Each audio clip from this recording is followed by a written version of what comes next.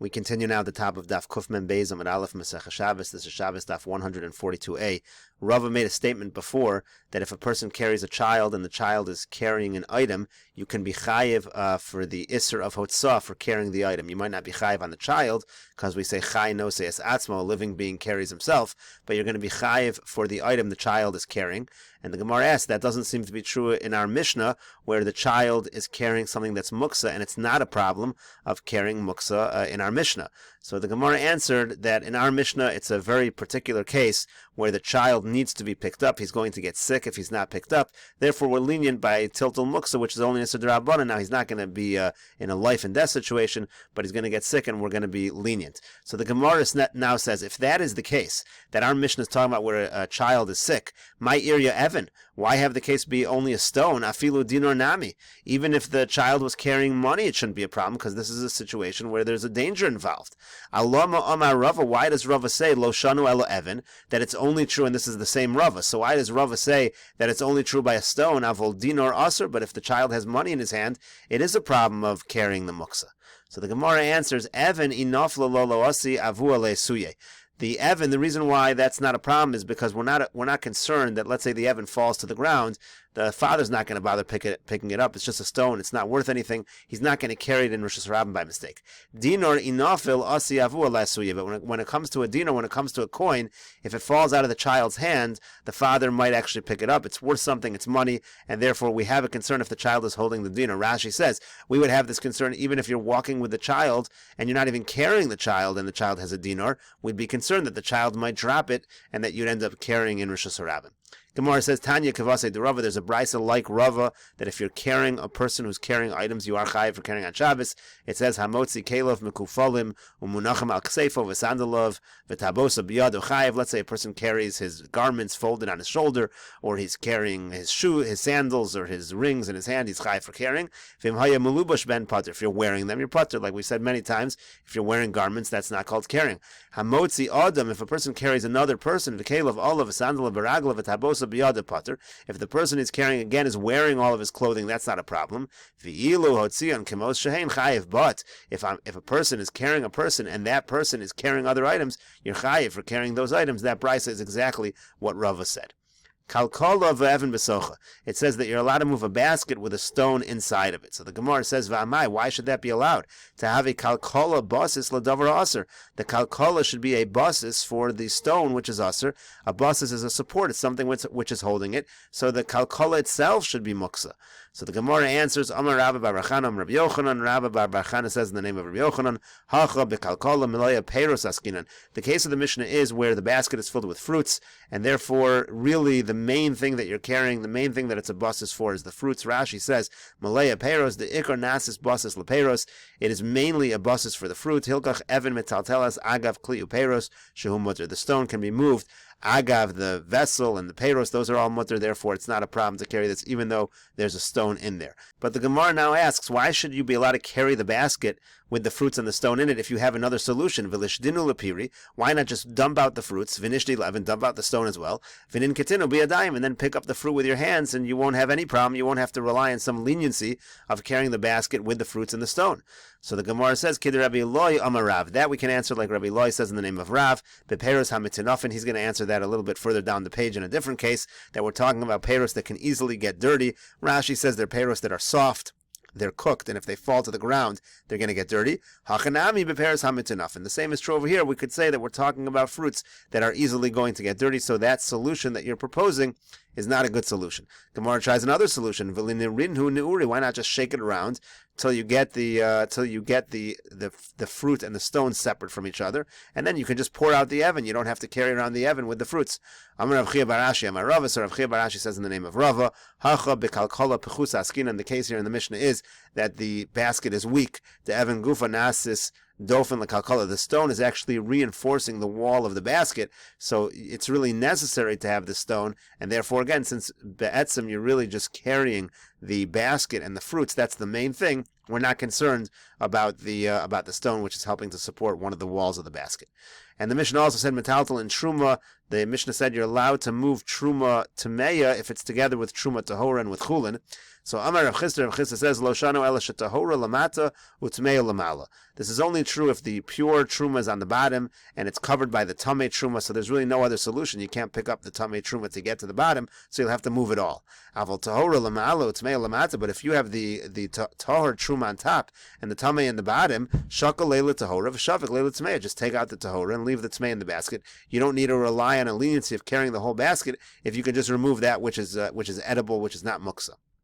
So the Gemara says, "V'chi tahora lamata nami." 1 second. Again, it's very similar to the previous Gemara.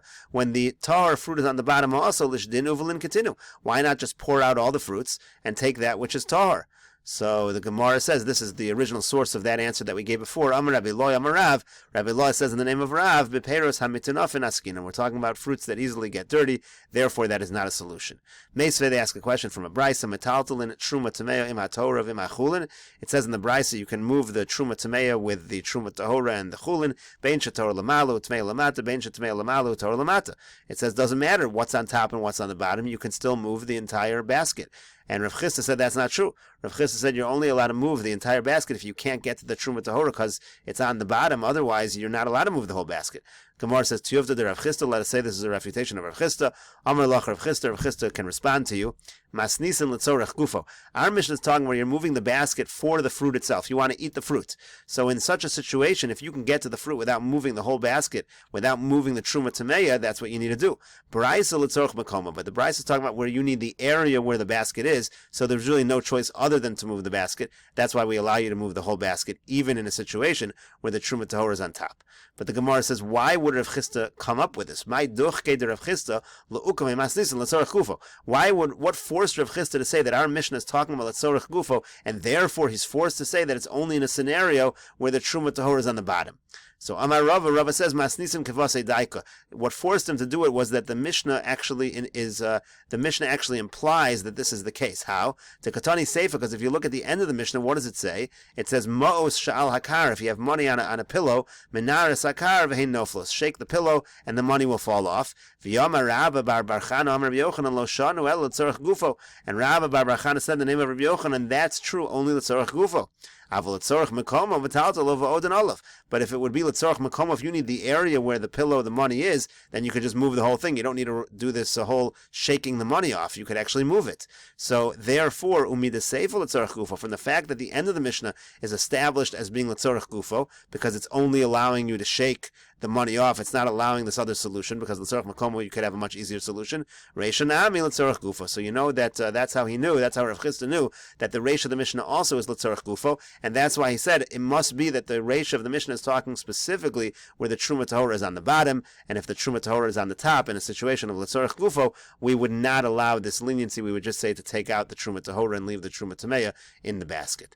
The Gemara continues that the two dots, Rabbi Yehuda Omer af malin v'chulu. Rabbi Yehuda said in the Mishnah that if you have meduma, let's say you have a situation where some truma fell into chulin, you're allowed to. The halach is that if it's less than 1/100th of the amount, if the truma is less than 1/100th of the total amount what it fell into, you're allowed to take that out on Shabbos in order to make it edible on Shabbos. So the Gemara says, "V'amai, why should you be allowed to do that? Hakam misakin? You're fixing. It should be similar to having, let's say, you have tevel, which you never took off truma. You can't take off truma on Shabbos because you're fixing it. It's almost similar to like a tikkun mana type of thing. It's a tikkun.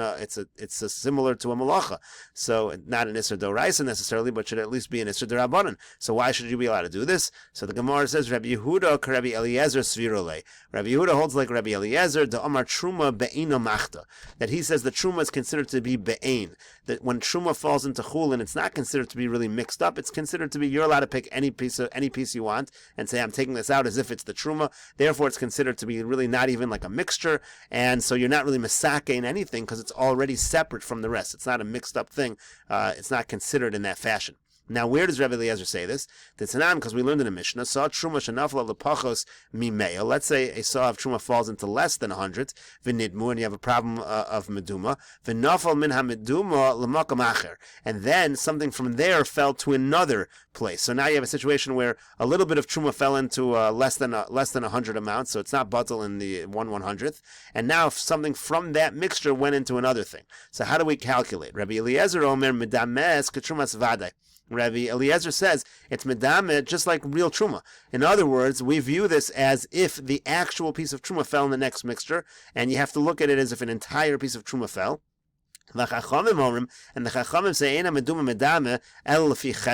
they say, no, it goes according to the calculation. So if, let's say, one piece fell in 60, so now, initially, one piece of truma fell in 60 pieces of chulin, and now one piece from that mixture goes in, you only count 1/60th of that item as being truma. You have to go by the cheshbon. So the implication of Rabbi Eliezer is that we're looking at it as if it's be'ein, as if it's not a mixture. The piece that falls into the next mixture is considered 100% truma.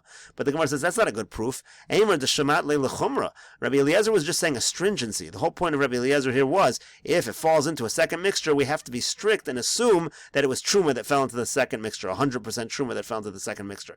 Who says l'kula mishamadle? Who says that Rabbi Eliezer would say this as a leniency? Rabbi Eliezer would say, oh, therefore on Shabbos you're allowed to remove this and it's not considered fixing a mixture. We never heard that he should go so far. So the Gemara says, fine, try another one. Elahuda Amar Rabbi Shimon. Really, Rabbi Yehuda in our Mishnah, maybe he holds like the following Tana Rabbi Shimon, Kedetanan, as we learned in the Mishnah, saw truma shenafla l'meya. Let's say a saw of truma fell into 100, so this really should be batal. V'lo hispik lagbiat shenafla acheres. Now you didn't have a chance to lift out one piece in order to make it all kosher until another piece of truma fell in. Harei zu asura. That's a problem. Rabbi Shimon matter, but Rabbi Shimon says it's not a problem. So the Gemara here is assuming, why does Rabbi Shimon say it's not a problem? The reason Rabbi Shimon says it's not a problem is because the first piece that fell in is considered to be be'ein. Rashi here says, Rabbi Shimon Mater Kasalka Daitach, right now we think Mishum Desvirale Kamaisa Kamanda Machta Be'ein Adamya, that the first piece, it's not a mixture, it's sitting there be'ein, it's as if it's in front of us. V'nimtzas Achron Azu, no fellas Besoch Kuf Shel Chulin. So when the second piece of truma falls in, it also falls into 100 of chulin. You have 100 of chulin, one piece falls in, it never really creates a mixture of any kind, and now another piece falls into the 100 of chulin. So that's what we think right now, and therefore you see Rabbi Shimon holds that it's be'ein, it's considered to be be'ein. Gemara says, who says that has anything to do with what's going on here? Umimai, how do you know that's the issue? Dil mahasam b'hakam, if looking, maybe the machlokas here is as follows. The Tanakama savar afagav de naflu bazeh charzeh. Tanakama holds, even though they fell one after the other, so first truma piece number 1 fell in, and then truma piece number 2, command de naflu b'bazachas dami. The Tanakama doesn't care. He says it's as if it fell in one shot. Obviously, if 2 pieces of truma fall in one shot into 100, that's not going to be batal in 100. Each one fell into 50, basically. If you have 2 pieces fall into 100, that's 1/50th. It's not enough to be batal. He doesn't care that it fell in one after the other. For Rabbi Shimon, Rabbi Shimon says, no, kamaisa batal b'meya. The first thing that falls in, we look at that as an independent activity that took place, and it's batal in 100. It's batal in 1/100th. And now that's totally batal, so that's done. And now the second piece falls in, so it's like it's falling into 101 pieces of chulin, because the first one was batal. So it has nothing to do with whether it's be'ein or not be'ein. It has to do with when something happens, bazeh achar zeh, do we look at that as happening in one action, or do we say that was 2 separate activities? So the Gemara now tries another answer. Lahuda Amar Rabbi Shimon ben Elazar. Maybe Rabbi Yehuda holds like Rabbi Shimon ben Elazar. The Tanya we learned in a brayso. Rabbi Shimon ben Elazar. Rabbi Shimon ben Elazar says, "No sein einav b'tzad zeh ve'ochel mitzad acher." That when it comes to this case of meduma, you don't even need to separate the piece out and say, "Oh, this is the truma that fell in. Now I'm making the whole mixture kosher." You could just look at one side and say that side is the truma, the other side is chulin, and then eat from the other side. Rashi says, "No sein einav b'meduma b'tzad zeh lahaloso l'truma." Just look over there and say that's truma. Ve'ochel b'tzad acher, and then eat from the other side of the mixture. Since he holds, Rabbi Shimon ben Elazar holds, you're allowed to eat without even taking the truma off. Ein tikun ba'ala. So the actual physical taking is not really called a tikun. So the Gemara asks on that, does Rabbi Yehuda really hold like Rabbi Shimon ben Elazar? And we'll continue with this question on the other Amar on Daf Kuf Mem Beis Amid Beis in the next video.